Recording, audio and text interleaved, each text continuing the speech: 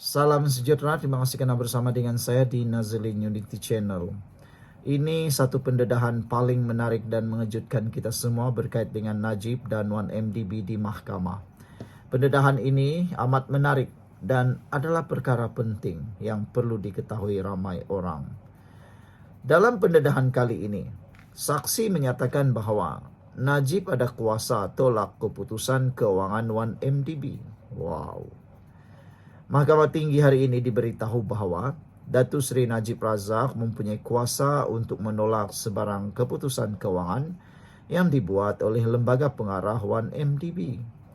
Bekas Pengarah Jabatan Siasatan Jenayah Komersial Bukit Aman, Raja Gopal, CCID R. Raja Gopal berkata, ia adalah kerana sebarang keputusan yang mempunyai implikasi besar terhadap ekonomi negara perlu dirujuk kepada Najib dalam kapasiti beliau sebagai Perdana Menteri ketika itu. Saksi pembelaan ke-11 itu berkata demikian ketika pemeriksaan balas oleh Peguam Bela Najib, Tan Sri Muhammad Syafiee Abdullah dalam perbicaraan bekas Perdana Menteri itu atas dakwaan penyelewengan dana 1MDB berjumlah RM2.3 bilion. Muhammad Syafiee bertanya kepada beliau apa yang berlaku sekiranya Najib menolak keputusan itu.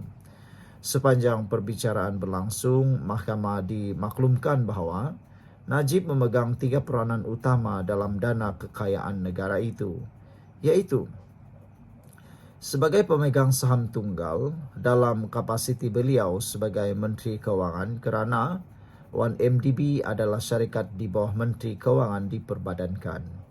Pengerusi Lembaga Penasihat 1MDB, BOA, dan Perdana Menteri ketika itu. Ketika disoal lanjut, Raja Gopal berkata, sepanjang siasatan selama beberapa tahun berkaitan dengan 1MDB, tiada bukti langsung yang menunjukkan Najib telah mengarahkan dana daripada syarikat itu dipindahkan bagi kegunaan peribadinya. Raja Gopal berkata, sepanjang menjalankan siasatan yang diambil alihnya pada September 2015, beliau dan pasukannya tidak menerima sebarang arahan untuk menangguhkan atau menyekat siasatan terhadap 1MDB. Muhammad Syafiee berkata, sepanjang Datuk Seri Najib memegang jawatan, adakah anda atau pasukan anda menerima arahan untuk menangguhkan atau menyekat siasatan? Menurut Raja Gopal, setahu saya tiada. Pada 30 Oktober tahun lepas, Hakim Datuk Colin Lawrence Sequeira mengarahkan Najib untuk membela diri selepas memutuskan bahawa pihak pendakwaan telah membuktikan kes prima facie terhadapnya. Najib, 71 tahun, sedang membela diri terhadap 4 pertuduhan menggunakan kedudukan beliau ketika itu untuk memperoleh suapan berjumlah 2.3 bilion dana 1MDB dan 21 pertuduhan penggubahan wang haram membabitkan jumlah yang sama. Wow, ini satu pendedahan yang luar biasa yang mana ramai tak tahu. Rupa-rupanya Najib ada kuasa menolak keputusan keuangan 1MDB. Wow, ini satu pendedahan luar biasa. Betapa besarnya kuasa Najib sehingga beliau ada kuasa menolak keputusan keuangan 1MDB. Dan pendedahan kali ini juga mengatakan bahawa Najib mempunyai 3 peranan utama dalam dana kekayaan negara itu, iaitu sebagai pemegang saham tunggal dalam kapasiti beliau sebagai Menteri Kewangan, kerana 1MDB adalah syarikat di bawah Menteri Kewangan diperbadankan, pengerusi Lembaga Penasihat 1MDB dan Perdana Menteri ketika itu. Sekian untuk kali ini. Jangan lupa tinggalkan komen anda, tekan butang subscribe. Bye-bye. Salam sejahtera. Terima kasih karena bersama dengan saya di Nazilin Unity Channel. Selepas 23 orang ahli parlimen yang terpaling kononnya cuba untuk membela Kampung Baru, sekalinya mereka pula kena tibai oleh penduduk tempatan. Manakah tidak, penduduk tempatan sendiri tampil, memberitahu, mendedahkan perkara yang ramai tak tahu. Penduduk di tempat itu bukannya orang yang pengecut. Mereka tidak takut pun untuk menyatakan kebenaran. Apabila penduduk asal di tempat itu menyatakan kebenaran yang tak pernah disangka oleh 23 ahli parlimen yang melawat itu, sehingga mereka membuka pekung, membuka perkara yang lebih memalukan Perikatan Nasional apabila mereka kata Zainab Alias mendakwa beberapa bekas menteri dan wakil rakyat terdahulu menyebelahi pemaju termasuk Anwar Musa, Saidan Kasim serta ahli parlimen Titi Wangsa ketika itu. Ini yang membuatkan dia marah. Kami dah bagi tempo berapa lama, tiada siapa wakil rakyat pun jumpa kami. Yang saya sedih, YB Rina Harun pun boleh sokong dengan pemaju. Tanah kami dia sokong pemaju. Saya marah katanya. Saya sebut satu lagi, nama Menteri Wilayah Persekutuan ketika itu, Anwar Musa. Selepas itu jumpa Saidan Kasim, kata beliau lagi. Jadi saudara-saudara sekalian, tindakan 23 ahli parlimen Perikatan Nasional yang cuba menunggang isu ini sebenarnya hanya merugikan mereka apabila pekung yang selama ini tersembunyi kini berbalik kepada mereka. Bak kata pepatah, sendiri kena pada muka sendiri. Sehingga Tuan Ibrahim, Tuan Man, Timbalan Presiden PAS tampil meminta supaya pihak terlibat di era Perikatan Nasional beri penjelasan berkait isu kampung Sungai Baru. Itulah kan. Cuba nak jadi hero, malu sendiri. Lebih penting daripada itu lagi, terpaksalah pula membuat penjelasan. Aduh. Timbalan Presiden PAS Tuan Ibrahim Tuan Man berpendapat ada kewajaran bagi pihak yang terlibat dalam isu pengambilan tanah kampung Sungai Baru di Kuala Lumpur ketika pentadbiran Perikatan Nasional untuk memberikan penjelasan. Menyifatkan pengambilan tanah di situ sebagai isu lama, Tuan Ibrahim berkata, penjelasan daripada pihak berkenan diperlukan. Ini isu dah lama, jadi saya ingat ia perlu penjelasan daripada pihak berkenan pada waktu itu katanya. Dengan ini, ianya secara tidak langsung mengesahkan bahawa kes ini tiada kena-mengena dengan Anwar Ibrahim. Jadi kenapa pula nak kaitkan isu ini dengan Anwar Ibrahim dan yang paling teruk sekali, dikaitkanlah pula dengan DAP.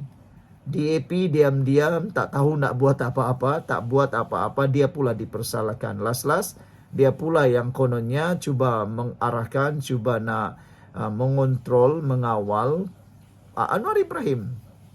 Padahal semua ini berlaku pada tahun 2021 ketika Perikatan Nasional paling berkuasa waktu itu.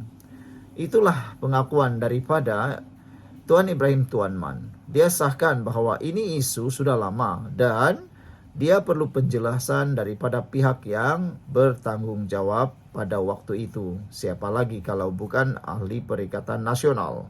Sebab ini legasi yang wujud sejak bertahun-tahun sebelumnya. Saya sendiri secara peribadi rasa kita perlukan penjelasan terhadap perkara-perkara tersebut. Apa yang berlaku pada tempoh tersebut perlu penjelasan lanjut. Tuan Ibrahim berkata, ketika ditanya jika isu tersebut merupakan kesilapan kerajaan PN apabila ia didakwa tercetus ketika itu. Ahli Parlimen Kubang Krian itu antara 23 wakil rakyat pembangkang yang hadir mendengar taklimat yang disampaikan penduduk kampung berkenan yang terkesan dengan program pembangunan di kawasan itu semalam. Dalam pertemuan itu, pengerusi jawatan kuasa sementara penduduk kampung Zainab Alias mendakwa beberapa bekas menteri dan wakil rakyat terdahulu menyebelahi pemaju termasuk Anwar Musa, Saidan Kasim serta ahli Parlimen Titi Wangsa ketika itu Rina Harun. Kami dah bagi tempo berapa lama, tiada siapa wakil rakyat pun jumpa kami. Yang saya sedih, YB Rina pun boleh sokong dengan pemaju, tanah kami dia sokong. Saya marah katanya. Saya sebut satu lagi nama, Menteri Wilayah Persekutuan ketika itu Anwar Musa. Selepas itu jumpa Saidan Kasim. Sementara itu Tuan Ibrahim berkata, isu di kampung Sungai Baru itu merupakan kezaliman yang tidak sepatutnya dibenarkan berlaku. Ia juga tentang hak orang Melayu di kawasan ini yang hilang. Kalau mereka setuju, mereka mungkin akan dapat sebuah rumah sebagai ganti, tapi yang jelasnya mereka dipaksa. Kalau tak terima, pergi mahkamah. Berapa mahkamah putuskan itulah yang tinggal. Jumlah pampasan 250,000 ke 300,000 itu bukan nilai sebenar. Rumah-rumah di kawasan ini sepatutnya akan cecah 800.000 ke sejuta seunit. Ini satu kezaliman yang tidak sepatutnya diizinkan dalam negara kita, katanya lagi. Namun demikian, ramai netizen kata, itulah siapa suruh cuba nak konon jadi hero, akhirnya terkena pula di lubang hidung sendiri, kata mereka. Ray Kancil kata, hahaha, terbaiklah Puan Zainab. Ahli pembangkang ni datang beramai-ramai konon nak jadi juara. Las-las terbongkar juga siapa yang onar rupa-rupanya 3 pemimpin Perikatan Nasional PAS. Nah kan, itulah. Lebih baik mereka diam-diam, tidak orang tahu. Sekarang tersebarlah pula satu dokumen yang menunjukkan tarikh tahun 2021. Dokumen itu sangat penting dan sulit, tersebar luar biasa. Black Panther 3884 kata, begitu ramai ahli parlimen yang turun padang, tak satu yang datang minta ampun. Bersujudlah, kata Black Panther. Betul jugalah kan. Dalam ramai-ramai yang datang melawat kampung baru ini, mereka tiada satu pun yang meminta maaf. Terutamanya 3 ahli parlimen yang disebutkan itu, Syahid dan Kasim. Siapa lagi ya? Yang disebut tadi itu ialah Syahid dan Kasim, Anwar Musa dan YB Rina Harun. Tiada datang untuk mohon maaf pun. Jadi macam mana lah tu? Setiawangsa Berbukit kata, kan elok macam tu, ngaku salah. PN yang punya kerja yang dipersalahkan Anwar. Daun luruh pun Anwar yang salah. Angin bertiup kuat dari biasa pun Anwar yang salah, kata Setiawangsa Berbukit.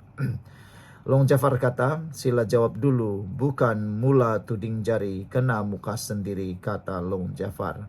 Itulah kan, akhirnya Tuan Ibrahim Tuan Man mengaku kesilapan Perikatan Nasional. Dia kata, pihak terlibat di era PN perlu beri penjelasan.